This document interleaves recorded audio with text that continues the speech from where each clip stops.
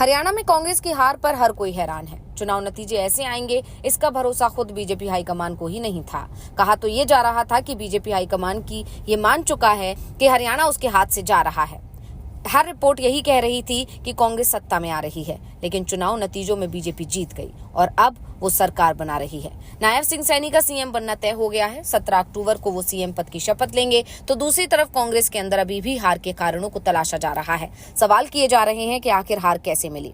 भूपेंद्र सिंह हुड्डा और उनके समर्थकों का दावा है कि हार के पीछे ईवीएम बड़ा कारण है। ईवीएम को लेकर शिकायतें की गई हैं और इसकी जांच का दावा हुड्डा गुट कर रहा है। कांग्रेस हाईकमान को भी ईवीएम पर संदेह है, लेकिन जब तक ठोस सबूत सामने नहीं आते हैं तब तक ईवीएम को हार का जिम्मेदार मानने को वो तैयार नहीं है।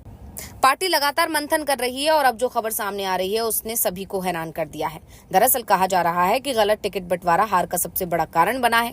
हरियाणा में चुनाव से पहले कांग्रेस ने कई सर्वे कराए थे और इस सर्वे में जो उम्मीदवार सबसे ऊपर आया है उसका ही टिकट काट दिया गया। दरअसल जो उम्मीदवार जनता के बीच लोकप्रिय था, कार्यकर्ताओं की भी पसंद था, वो टिकट आवंटित करने वाले नेताओं के निजी पैमाने पर खरा नहीं उतर पा रहा था।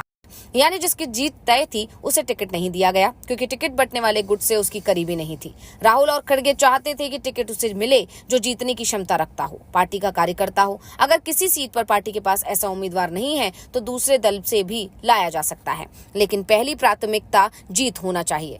ये भी साफ कर दिया गया था कि जो 2 बार से अधिक लगातार चुनाव हार रहा है उसे टिकट नहीं दिया जाएगा। लेकिन जब टिकटों के आवंटन की बारी आई तो हुड्डा अपने समर्थकों को टिकट दिलाने पर अड़ गए। ये भी नहीं देख रहे थे कि इससे सत्ता फिसल सकती है। पार्टी को जीत को लेकर अति आत्मविश्वास आ गया था।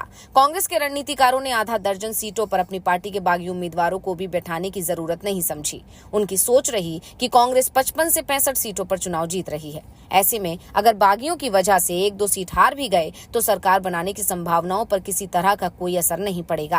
कांग्रेस के रणनीतिकारों की यही सोच उसके सरकार बनाने के इरादों पर भारी पड़ी है और पार्टी के अधिकतर ऐसे उम्मीदवार चुनाव हार गए जिन्हें पैराशूट उम्मीदवार के रूप में चुनावी रण में उतारा गया था और वास्तविक जिताऊ उम्मीदवारों की दावेदारी को अनदेखा कर दिया गया था।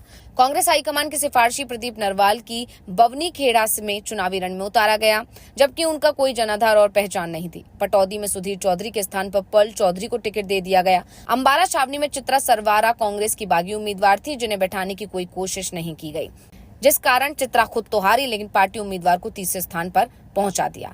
तिगांव से बागी लड़े ललित नागर को मनाने के लिए भी कोई नेता उनके पास नहीं पहुंचा। यही स्थिति शारदा राठौर के मामले में रही। बहादुरगढ़ में कांग्रेस उम्मीदवार राजेंद्र जून का विरोध था, लेकिन फिर भी उन्हें टिकट दिया गया। पानीपत ग्रामीण में सचिन कुंडू का जबरदस्त विरोध था, लेकिन कांग्रेस ने उन्हीं पर दांव खेल दिया। कांग्रेस के आंतरिक सर्वे में तिगांव में पूर्व विधायक ललित नागर का टिकट काट दिया गया, जबकि वो जिताऊ स्थिति में थे। बल्लभगढ़ में पूर्व मुख्य संसदीय सचिव शारदा राठौर के स्थान पर कांग्रेस मुख्यालय की पसंद की उम्मीदवार को चुनावी रण में उतार दिया गया।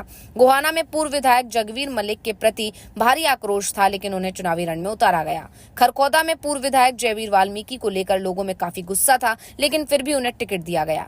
घरौंडा में 3 बार चुनाव हार चुके वीरेंद्र सिंह राठौर को टिकट दिया गया, जो कि चौथी बार चुनाव हार गए। साफ है, जिनके भरोसे कांग्रेस ने चुनाव लड़ा उन्होंने ही उसकी लुटिया डुबो दी।